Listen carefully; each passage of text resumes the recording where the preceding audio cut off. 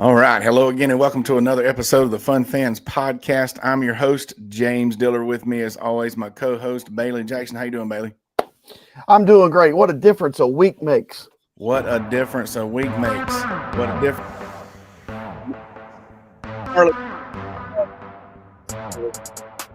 Clemson Tiger ACC champions, baby. All right, we'll get to the game.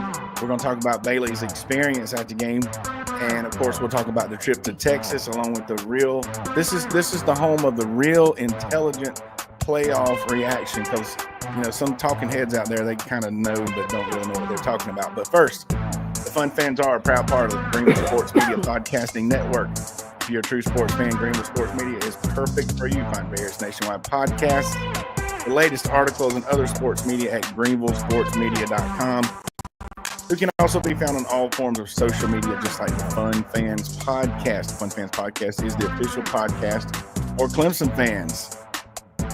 Yeah, and so is Ruben's Food, Sports, Spirits, and Catering, the best ones around, with 2 locations in the upstate, 1083 Batesville Road in Greer and 11028 Anderson Road in Piedmont. You can find them at rubensc.com.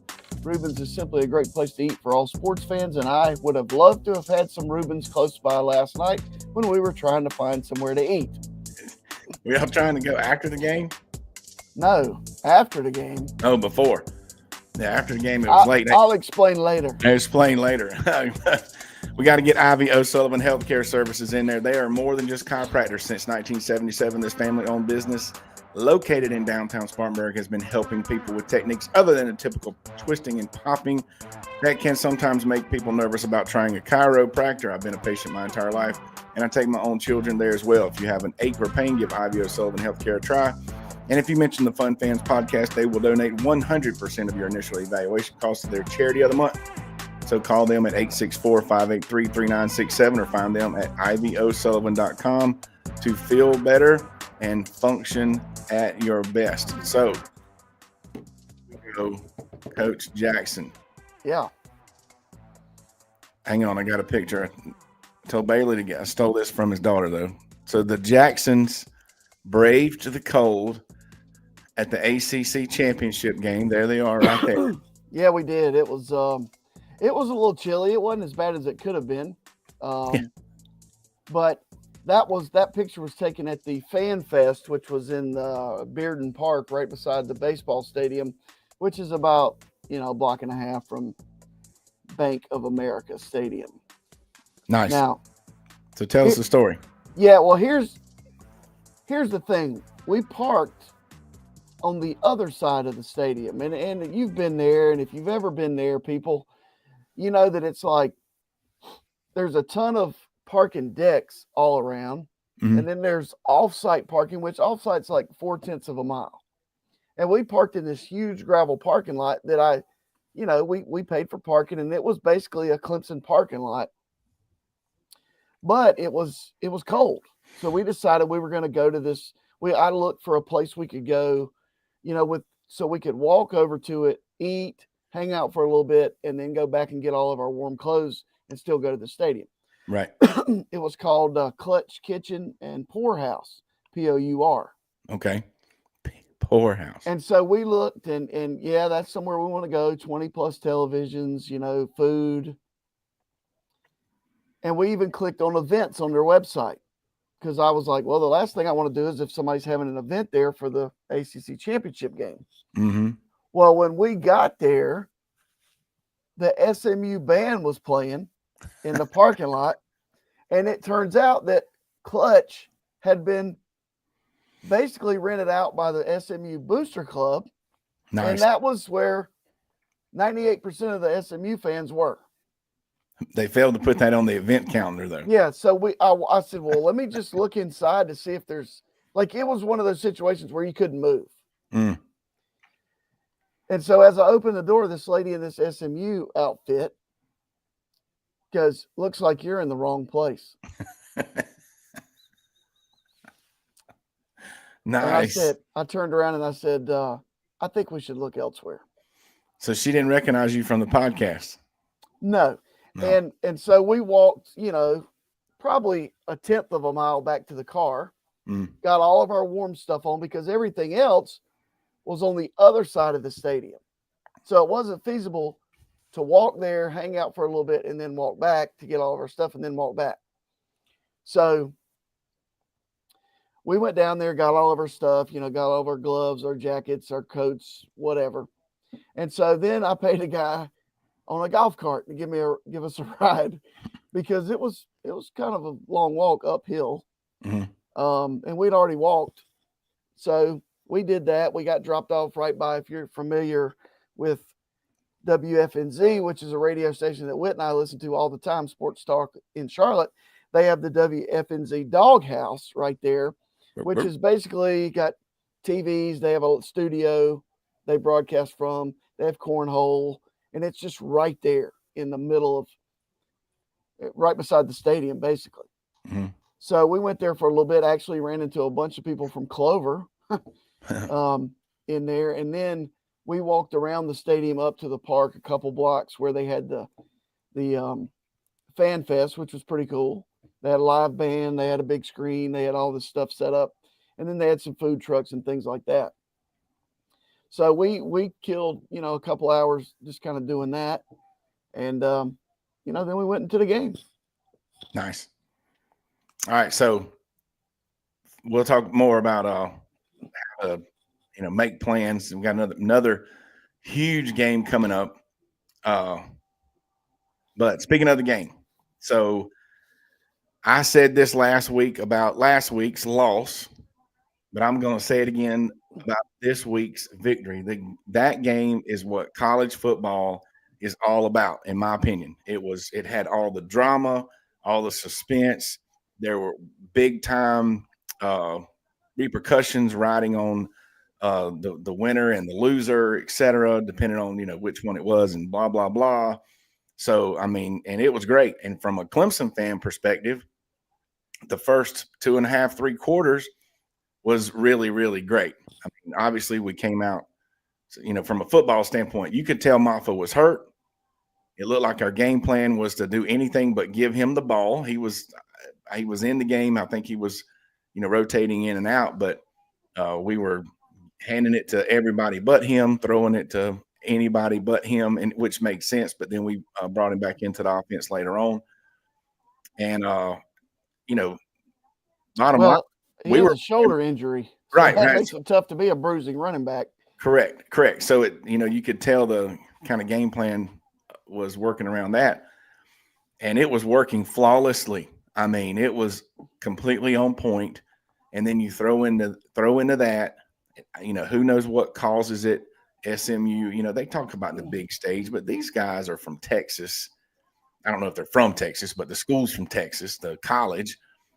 That's big time football, and they were in a conference championship game last year. So I don't know that it was the whole jitters thing or what, but I think our game plan initially very much outmatched their game plan to about 14-point lead by halftime, or pretty much right off the bat. Yeah, things started settling in. It became a game. It was. They were. I will say this. I was. They are big. Yes. And they are fast. Yes. And they're good. And yeah. I love what they do on offense. I think their quarterback's perfect for that. The way he runs around, he can throw it sidearm. He can throw it. Mm-hmm. He throws good balls. They were gonna, like, what Clemson did was make them drive, I think, and that we slowed them down enough. Now, the start, it's not jitters when you beat the guy off the rusher beats the offensive tackle and he goes around and he strips the ball from the quarterback and we score. Exactly. That's not jitters. Correct. The thing about the jitters would be, and this is according to the commentators, this whole team has had, like, I think they said 6 drops all season, and they had 4 in the first half, 4 or 5 or something like that. So that would be more effective. I don't know, the quarterback making a goofy mistake, throwing that interception he threw was a little bit not smart. Yeah, that didn't make a whole lot of sense, but hey, good throw. We caught it. That's right. So no drop there. But then, like I say, get settled in, halftime adjustments. And I'm just going to be honest. And as Dabo says the same thing, we can't play a complete 4 quarters, which every coach, if you listen to enough college football radio, every coach says that. I don't know if there's any team that's put together 4 quarters of football. And because that's hard to do. You and I know that. It's, there's going to be slumps during the game. And we had our slump. They came up. We lost a 17-point lead. But, Bailey, we have to know, and we'll talk about it from a fan standpoint in a minute, but they went right down the field, tied the game. That were the people in the stands thinking they were going to go for 2, they were going to play for overtime. What was or I don't know if you were even talking to people around you, but what was the vibe in the stadium? Well, I mean, so it was hard to get the vibe in the stadium because of this one obnoxious SMU fan that sat on the row behind us in the middle of a sea of orange. Right. And there were some things he said that were accurate. I've never seen a group, and I'm not answering your question. I've never seen a group that was really they were very confident. Like the fans, all of their fans were very confident. If you walk past them on the street, mm-hmm. y'all lost to Louisville. I mean, little comments like that. Right. And I'm like, dude, you're pretty outnumbered here, and, one Clemson kid, they were 2 rows up. They go, man, you play in a high school stadium. Yeah. But anyway, to answer your question, I believed that they would go for 2 if they scored. And I had that feeling that I've had many, many times as a Clemson fan, like last week and 2 years ago against South Carolina, yada, yada, yada. Right. And when Calvin Johnson caught the ball from Georgia Tech years ago was there. That was the Matt Ryan game. That led to the speech. That was there, yes. So that, like my son said and my daughter said, it was the best football game we've ever been to. Nice. Because of the finish went in our favor. Oh yeah, that helps. I truly believe that they would go for 2 and try to win the game in regulation. So then, of course, we start talking about overtime. And I said, Whit, I'm going to tell you, we got to have a great return. And we got to have we got one chance to throw it downfield and kick a field goal. Mm. And those things happened. Yep. After the return, I said, we need 15 yards. And he said, we'll never get it. And I said, well, we just got it. And I mean, for a kid who's kicked it low and we haven't blocked and we haven't done stuff all year, it was drilled.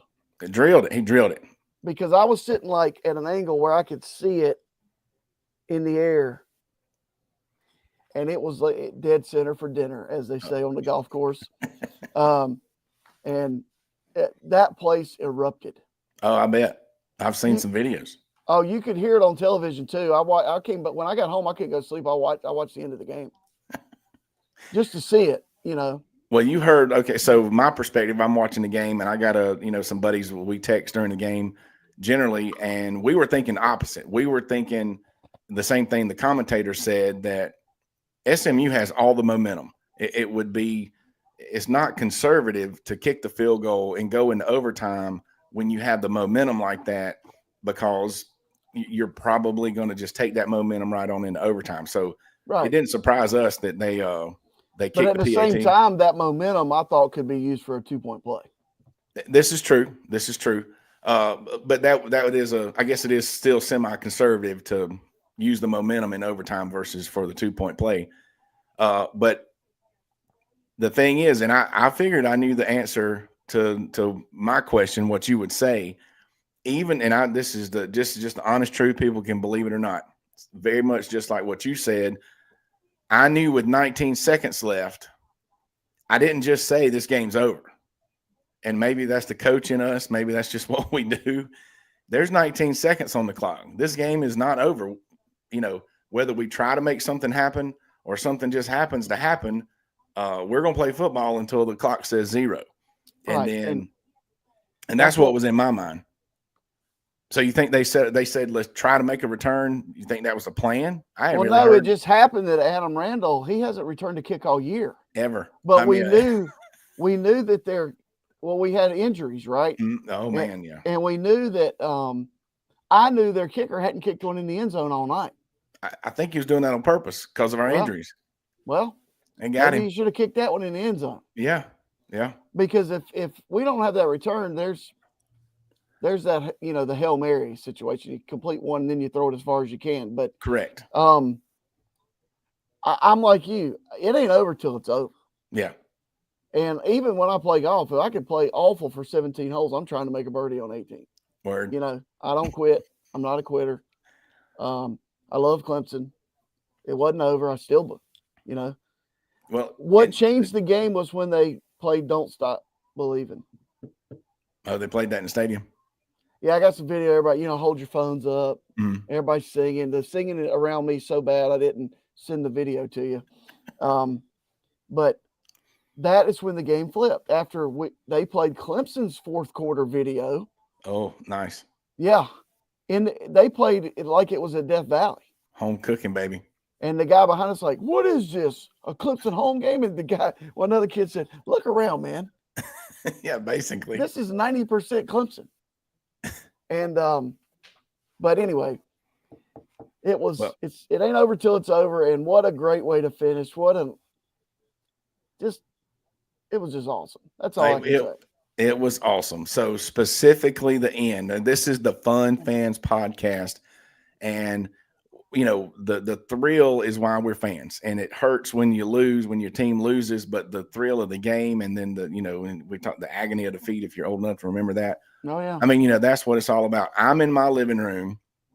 I couldn't watch. I didn't want to watch, but I was saying I can't watch. I had to stand up. I was standing up the last 2 minutes, when they went down and scored, and then, I couldn't sit. I just couldn't sit down, and they lined up for a field goal, and I to this minute, I still have trouble believing it went in. It is so perfect. I don't know what the word is. Like Eric McLean said the same thing on the show, the post-game show with ACC Network. He's a Clemson guy, obviously, and everybody was thinking the same thing. Clemson people, how fitting, if you're going to have a storybook ending, is it for it to be a field goal at the end? Because think about last year.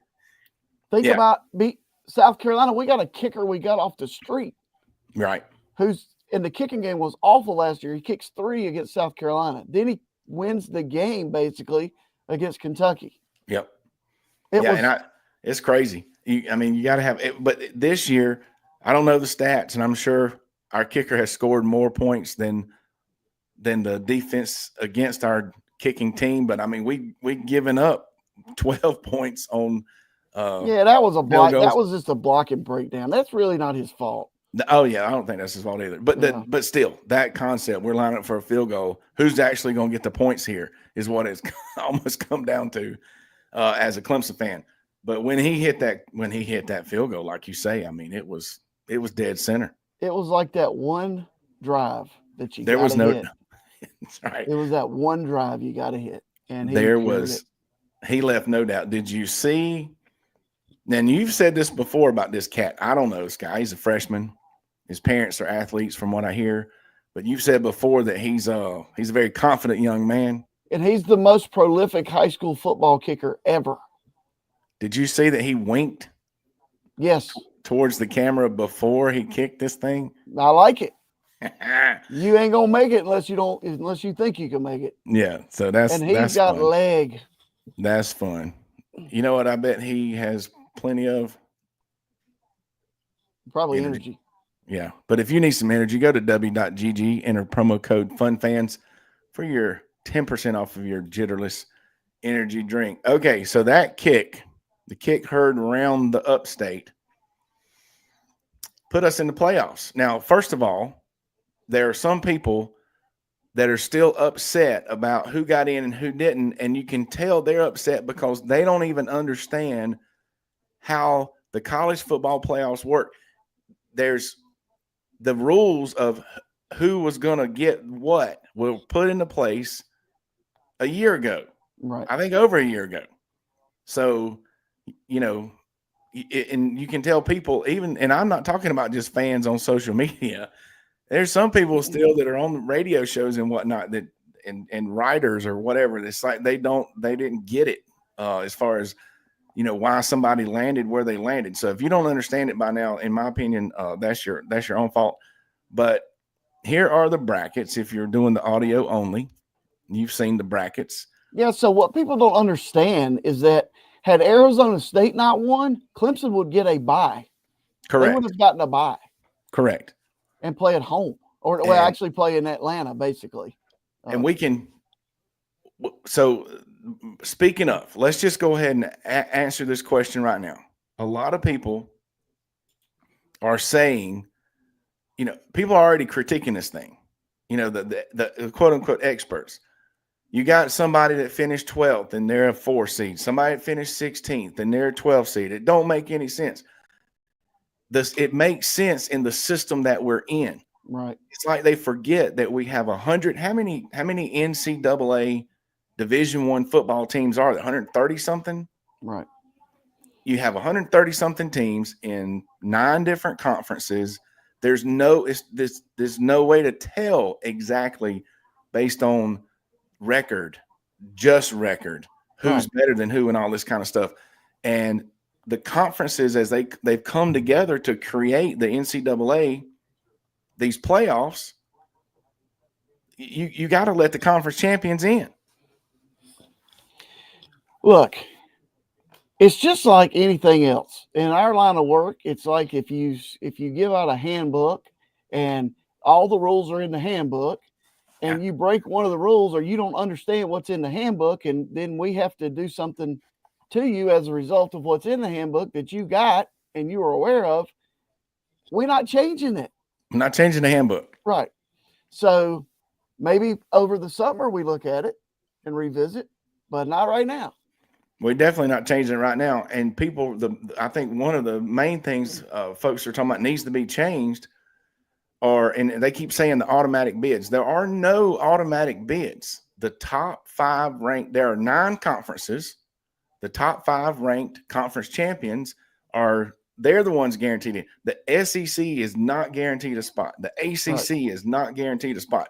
So they left the field wide open. And see, when you look at the big picture, they've done exactly what everybody fussed about. Oh, Boise State should, Liberty, Tulane, they should have an opportunity to win. They should at least have a chance. They've got no chance. Well, now they have a chance. Right. And if you take that away, and you cannot take away the incentive to win that conference championship game, you have to have the bye. Am I wrong? You have to have the bye as the reward. This thing about we'll just sit out. Well, yeah, you've already played an extra game. And I'm so thankful that SMU got in because they should not be penalized. I don't know why they're ranked ahead of Clemson. I don't really know why they're 11 and Clemson's 12, but because 11 and 12, there's a big difference there. Well, they followed the parameters that were set, just like you said. Right. The committee followed those parameters. So, SMU fell a couple of spots in the poll, right? Like 2 spots.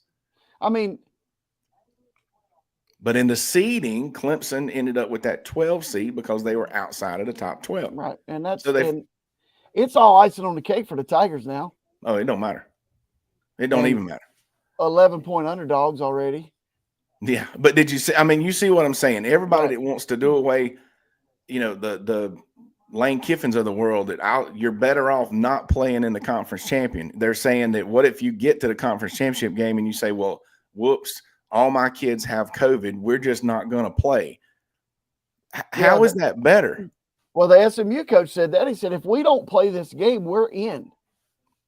Period. Well, I guess it depends on how the committee is going to look at, because you're in that game. If you forfeit, they could look at it as an L. Yeah. So but I don't think anybody's going to forfeit. I don't either. But you could sit people out if it didn't matter. If you really don't care, just give up. Just give up. But you didn't see Georgia or Texas doing that. No, because that's what it's all about. It's people that are playing college sports and coaching are where everybody's competitive. Correct. And if you're not playing at that level or coaching at that level. But we have the big question for this podcast. This is the Fun Fans podcast. I mean, how much more fun was this than the 14 playoff? I mean, am I wrong in thinking there were games that mattered way more throughout the end of the season than when there was a 14 playoff, right?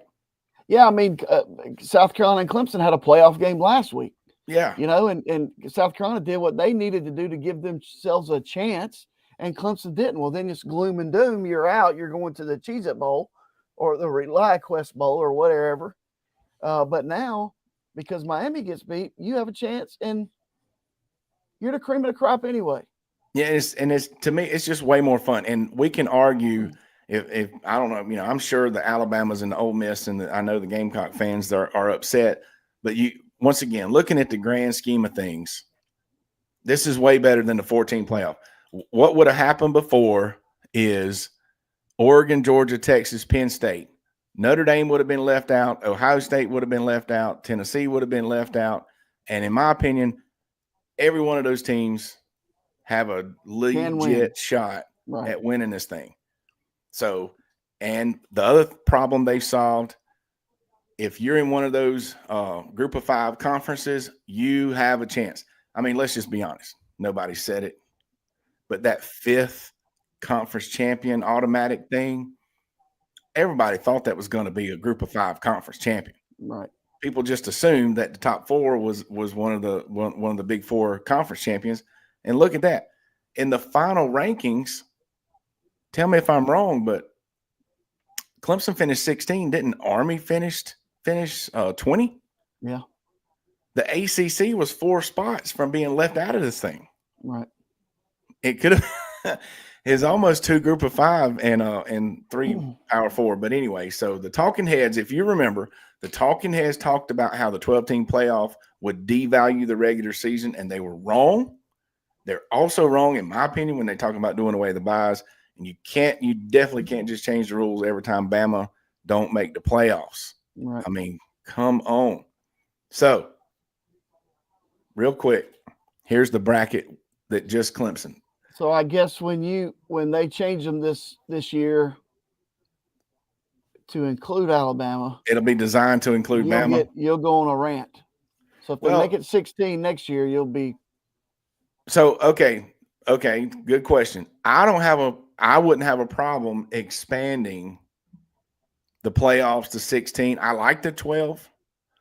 I wouldn't have. Now that would devalue. How are you going to continue to put value in the conference championship game then? I don't know. Well, I mean, if they just the playoffs, if you're not outside the top 16. Yeah, if they do, they're going to end up doing away. If you go to a 16-team bracket and you don't get something like automatic reward for winning that game, they'll end up just doing away with the conference champion. Well, you get a home. You could be guaranteed a home game. Sure, maybe. And that's revenue. And next time we'll talk about revenue sharing and how that's all going to work. I've done a little research. Yeah, as long as something, I don't have a problem. If a 16 team, it would be the same number of rounds. Then the disadvantage for playing your conference championship game, you'd have to have something because those other teams would get an extra week off. But yeah, if there was something built in like there is this year, where there was incentive for playing that game and you were not going to get punished for playing that game, kind of not no matter the outcome, but with some understanding that, like if SMU would have got blown out, everybody would have understood if they were out and Alabama was in, whoever the next person. Then you're going to argue, well, and we argued last week, why is Alabama ahead of Miami in the first place?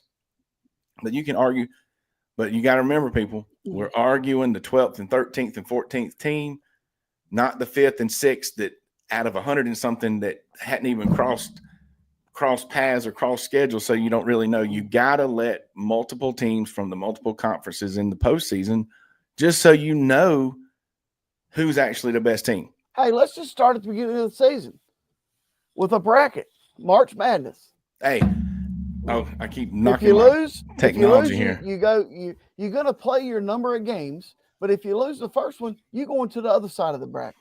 You go to the other side. Well, okay. Speaking of, this is something that they, because people are like, why should we schedule anybody? Let's create a cupcake, non-conference schedule. Nobody's going to do that. The committee knows if you're they do take people that, well, you're not taking strength of schedule. Yeah, they're taking strength, but you lost in your strength of schedule.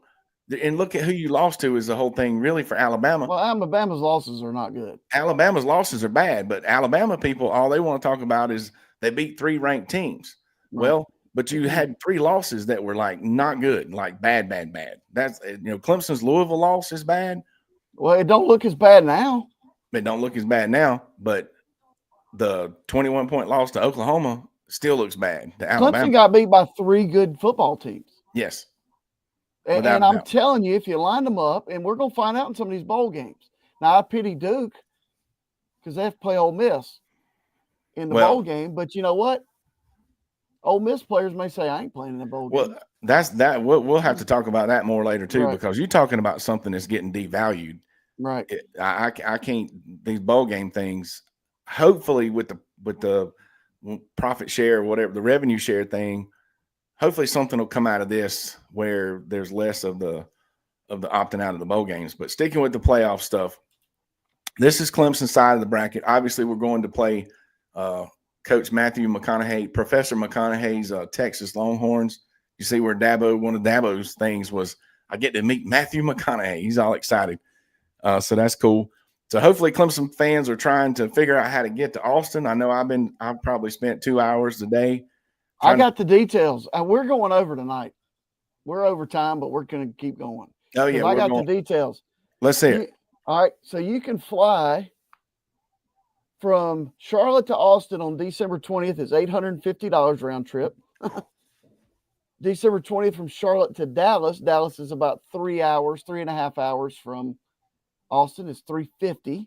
Houston, which is 2.5 hours, is $424. And San Antonio is $575. San Antonio is the closest to Austin. Then you can also go from Atlanta and you can go to Dallas for $301. You can actually go to Austin for $385. So that's not terrible, but Houston is $264 right now on the internet. From Atlanta to Houston round trip? Yeah. Now it's a 15-hour drive if you want to get in the car. Yes.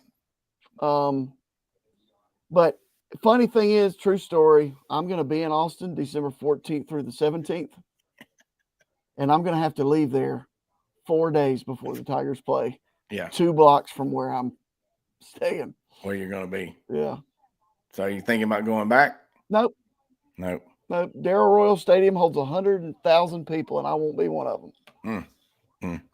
Well, I'm seeing what I can do. And if you're looking for something, I am waiting to see what Bubba Britton and former Fun Fans podcast guest Bubba Britton and the Clemson Alumni Association puts out, because usually they partner with a couple of travel groups and can put something together. But I might have to look into more of that. That flight to Dallas and Charlotte, probably. You probably are leaving out of, well, you said out of Atlanta.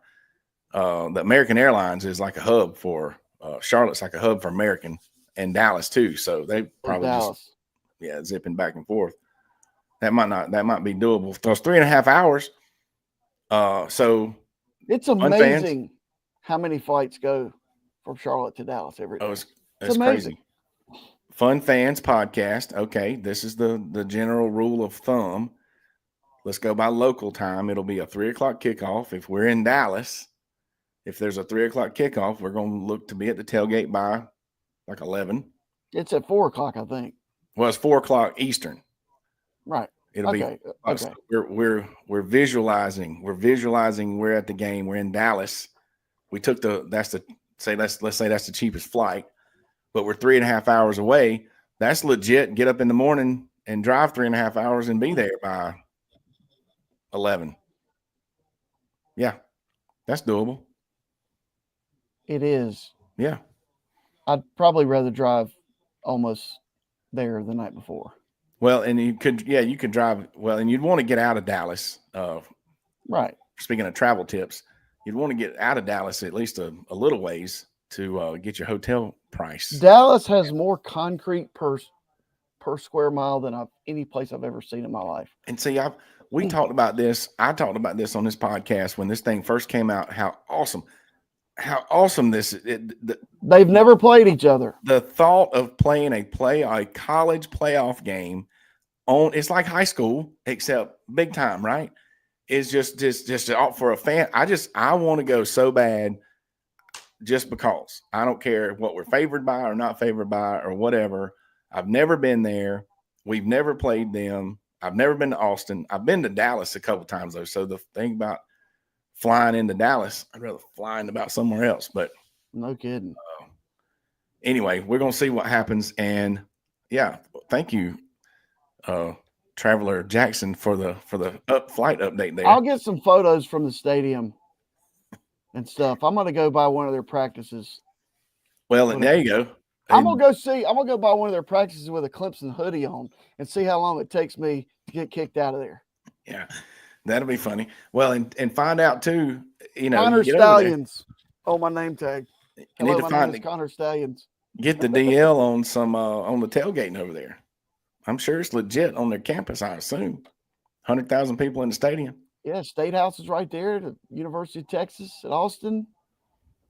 So, and speaking, then the other piece to this whole puzzle is, of course, the ticket, the cheapest tickets out. So, first of all, it is a legit home game for Texas and a visiting team type situation for Clemson.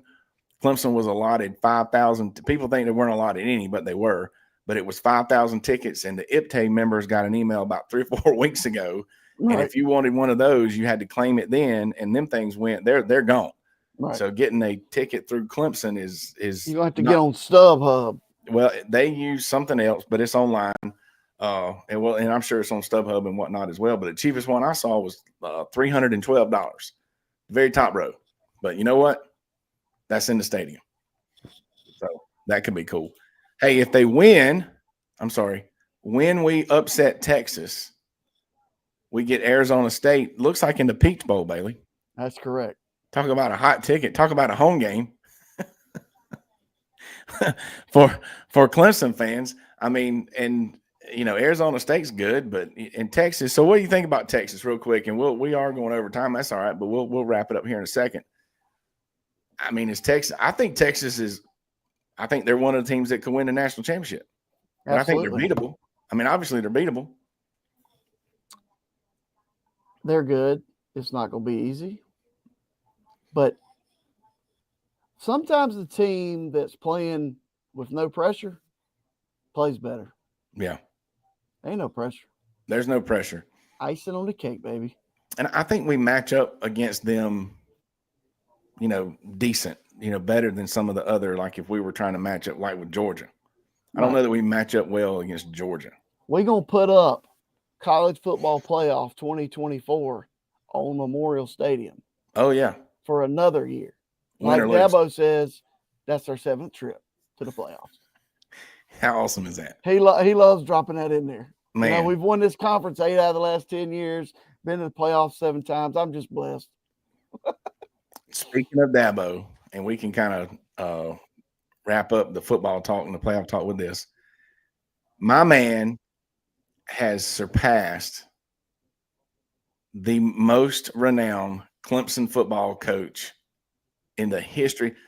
The guy that was basically the athletic director when he was Frank Howard, when he was we've heard stories on this podcast, and when he was a coach, and after he was the coach, he was still making a lot of the decisions at Clemson. Dabo has surpassed him for a number of championships. How crazy is that? Well, it's crazy because if you look at Frank Howard's record, it wasn't great. But neither was the ACC back then. Yeah. But look, people can say what they want to about Dabo Swinney. I don't get Clemson fans who don't just love Dabo. I don't get it. Oh, yeah. Because he completely changed how Clemson is viewed. I mean, from a total campus perspective. Yes. We are a national brand, period. It's harder for people like our children to get into Clemson because of Dabo. Absolutely. We never would have got in. I wouldn't have. Yeah, we wouldn't have got in. And I mean, he does a great. He finally got some props on one of the shows I was listening to today. Joey Galloway. Talking about, everybody gives him a hard time like he's doing something wrong. I'm not going to say he don't use the portal, because me and it's just how he uses the portal, and the things he does in his part. He keeps the main thing, and really that's what everybody should do. And he said it himself. People put winning ahead of everything else, and that might work for one game or one season, but there's no longevity in that. Ohio State just spent $20 million on NIL this year. $20 million. They got beat by Michigan. Yep. And they get to host. Well, but good luck beating Tennessee. I think Tennessee's good. I think Tennessee's it's just legit. like everybody else, man. Yeah. It's the year when people are hurt. People sometimes kids don't always play the way they're supposed to. Trust me. That's right. That is correct. All right, but before we go, we have to say something about Clemson men's basketball. Bailey, let me tell you something. Take it away. I've been saying that I thought they were good early in the year. I know they're good. They're ranked number 12 in the NCAA net rankings, yet they're not in the AP top 25. What's the AP? So figure that one out. Jeez. All right. They're number 18 in the KenPom rankings, which is the metrics that they use basically to predict everything. So they're 12 in NCAA net and they're 18 in KenPom. They had one game where a good Boise State team beat them on the road. Mm-hmm. They did not play well yesterday at Miami, but they won. They won. Found a way to win. Mm-hmm. And that win against Kentucky's ranked number 5.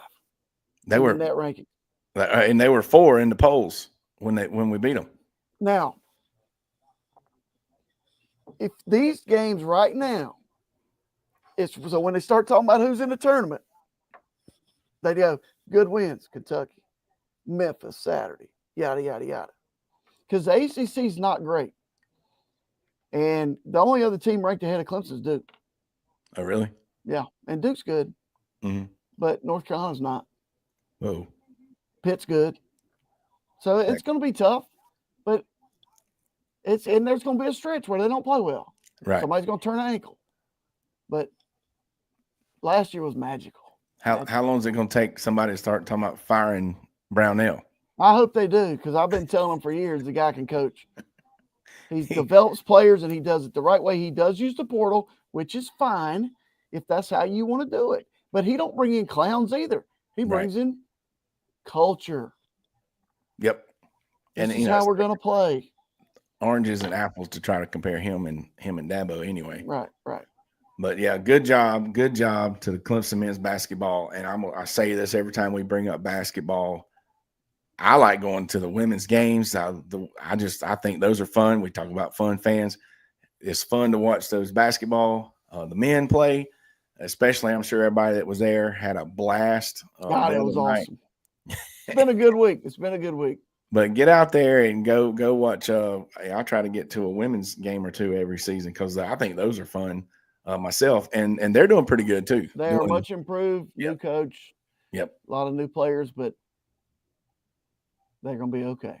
They're going to be all right. Well, man, I'm going to tell you right now, that was a wonderful conference championship show. We appreciate you being here, and we hope you enjoyed the show. Congrats to all the teams going to the playoffs and all the teams going bowling. Maybe we didn't even get into all the bowl games.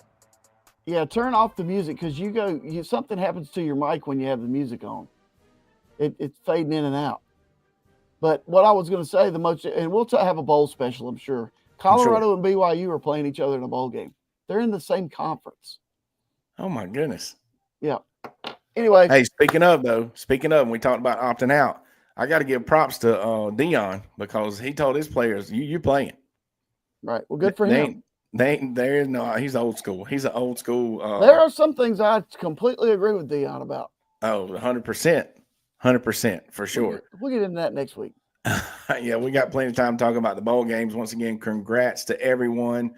Let's get the correct shade of orange in Austin, Texas. And let's good luck to our Tigers. Thanks again for checking us out each and every Sunday. Don't forget to click subscribe on the Fun Fans Podcast YouTube channel, as well as your favorite podcast platform. Follow us on social media and share. Please reach out to become a sponsor on behalf of the Fun Fans Podcast, J Thriller Entertainment, Greenville Sports Media, and Bailey Jackson.